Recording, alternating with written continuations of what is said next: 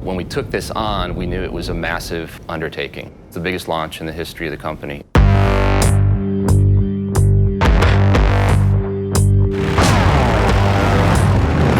One of the primary ethoses that we follow is form follows function, but both report to emotion. You have to really look at every element of the motorcycle and execute it in a way that speaks to our ethos, which is authenticity, 115 years now of legacy.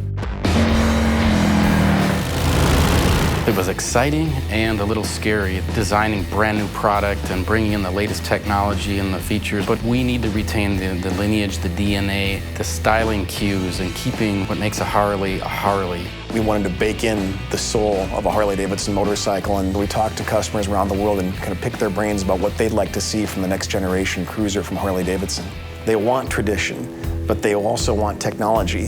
They wanted to experience the best of both worlds, and that's what these motorcycles deliver.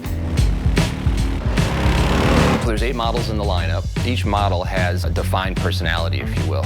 It's about fit and it's about attitude, and they each have their own unique feel, and it will be different for each customer. They'll find the bike that they'll fall in love with.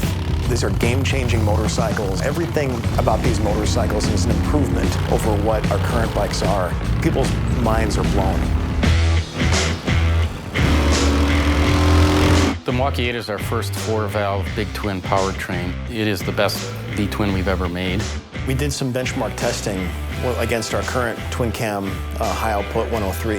That Milwaukee 8 rider is going to be 3 bike lengths ahead of the twin cam rider from 0 to 60. From 60 to 80, you gain another bike length. It's a substantial difference in terms of acceleration and power. So let's talk about the Softail frame. Our very first motorcycles were rigid, so the rear wheel was actually rigidly mounted to the frame. They had a really beautiful aesthetic. There's a line that goes from the front of the motorcycle all the way to the rear axle. With the Softail, we're trying to emulate that whole aesthetic. We're trying to make the motorcycle look like it's a rigid, but it actually does function amazingly well because there is suspension that's tucked under there now.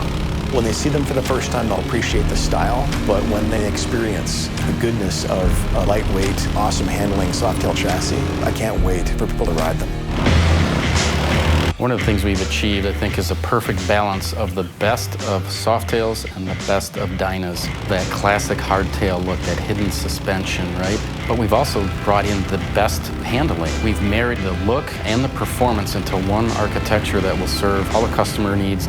Most bikes have lost in the range of 30 pounds. The bikes feel lighter, they're easier to move around in your garage, more nimble, more flickable when you're on the road. These are the best cruiser bikes that Harley's ever built.